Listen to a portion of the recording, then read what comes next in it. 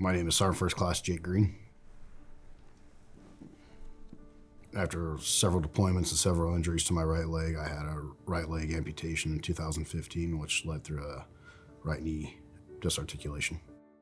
I also incurred spine and neck injuries as well as a TBI throughout my deployments. So this is my wife, Kelly, nearly 13 years of marriage. I met her, she always had a boyfriend.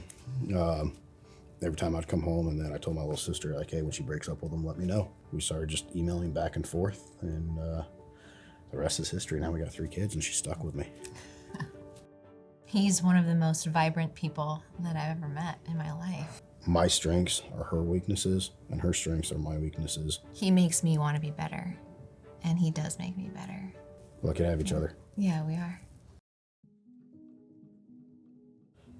No one in my family had served on either side since both my grandfathers were in World War II, and I did it out of love of country. 9/11 was the biggest motivator, and I felt that it was my duty to serve this wonderful country.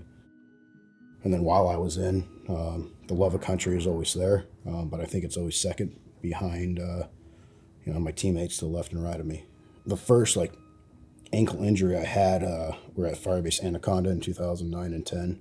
And we're in a gunfight. I ran up the stairwell to help him out, and right as I got to the top, I slipped and fell. Probably saved me because right as I fell, PKM fire came right where I was. I felt like the ankle pop, I felt the burn, but in the middle of a gunfight in the compound, you're tossing grenades, and finished up the trip, wrapped up my ankle. I thought it was pretty good. I deployed again down to South America, and I saw the surgeon, and I'd severed most of my ligaments and tendons in my ankle. 2013 and 14 back to Afghanistan. Came home, had another massive surgery to rebuild my ankle. The surgeon wasn't too happy with me, as you can imagine. Got another gunfight, fell off the back of a truck. And that was it. I came home, saw the surgeon again. Went up to Walter Reed about a week or 2 after I got back.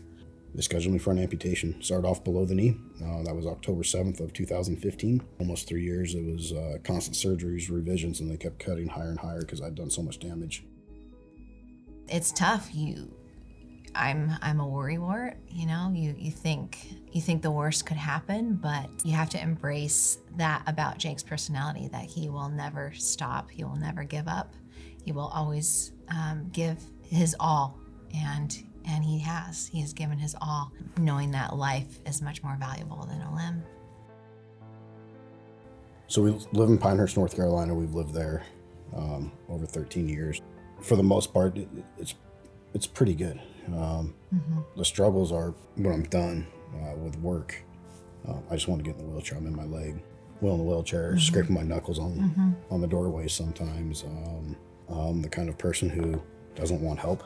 Yeah. I don't like it. I don't like accepting. I don't, and I can't remember how, but I can tell you Mara from Homes for Our Troops is the only reason why we're here today.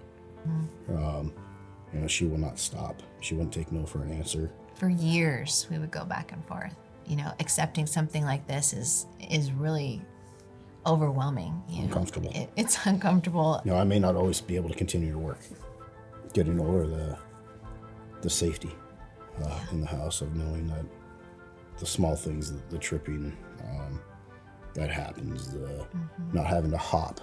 Being able to stay in his wheelchair and be able to grab stuff better without having to get up and reach and stretch and potentially fall.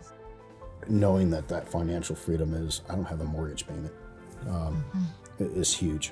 Just to have a little bit of flexibility to be able to give back, because that feels great. We've been given so much. Homes for Our Troops is an amazing organization from top down. Everyone involved with the entire process is absolutely amazing. I was blown away from day one with the organization. It's life-changing.